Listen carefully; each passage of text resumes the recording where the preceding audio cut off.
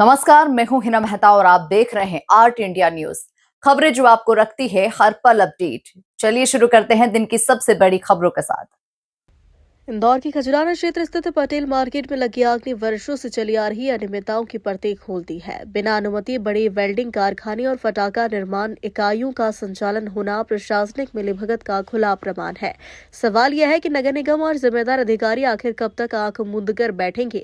यह तथ्य सामने आया कि संबंधित विभागों को इन जोखिम भरी गतिविधियों की जानकारी ही नहीं थी, जो उनकी कार्यशैली पर बड़ा प्रश्न चिन्ह लगाता है।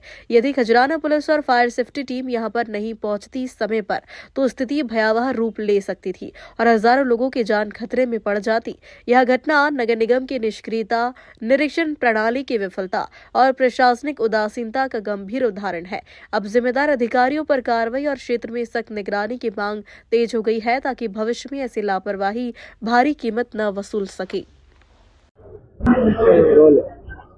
सर, कल जो एक आगजनी घटना घटी गई, हाँ, खजराना क्षेत्र में पटेल मार्केट में कल वेल्डिंग के कार्य के दौरान एक चिंगारी से फैब्रिकेशन और पायरो की दुकानें जो थी, इसमें आगजनी की घटना घटित हुई है, जिसमें आगजनी कायम कर जांच जारी है।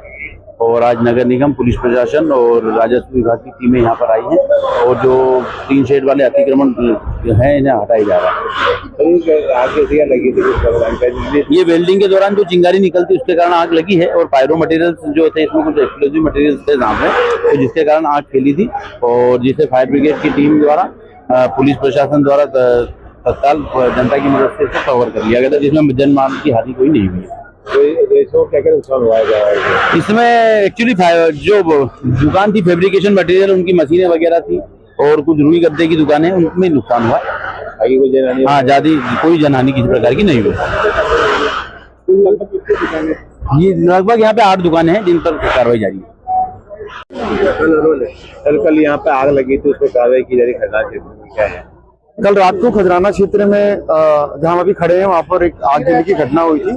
वेल्डिंग का कुछ काम चल रहा था, ऊपर शॉप्स के कुछ स्ट्रक्चर बन रहे थे, अवैध स्ट्रक्चर, उनसे कुछ चिंगारी लगी और यहाँ पे एक कुछ शॉप्स में आग लग गई। आग को काबू में कर लिया गया। उसके बाद जब हमने पूरा एरिया सर्च किया तो उसमें दिखा कि बहुत सारा एक्सप्लोजिव मटेरियल, आइसोपार वगैरह, कुछ लिक्विड एक्सप्लोजिव मटेरियल, पटाखों का अवैध संधारण, पायरो वगैरह का निर्माण करने वाले बहुत सारे मटेरियल और ये सारी चीजें मिली।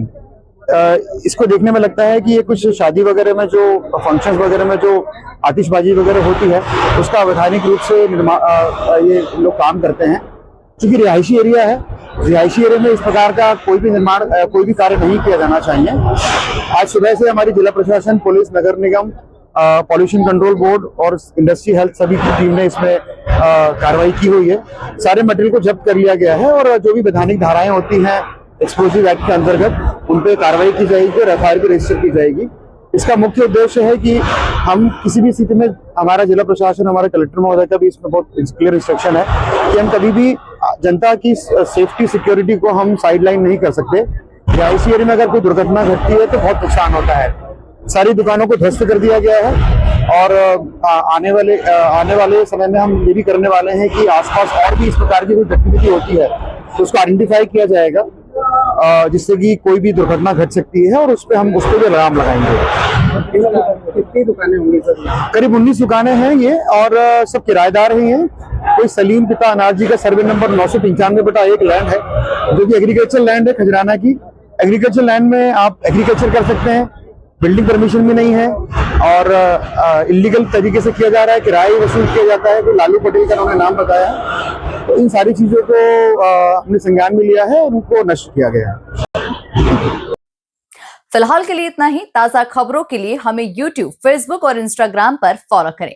आर्ट इंडिया न्यूज को सब्सक्राइब और शेयर करना बिल्कुल न भूलें। धन्यवाद।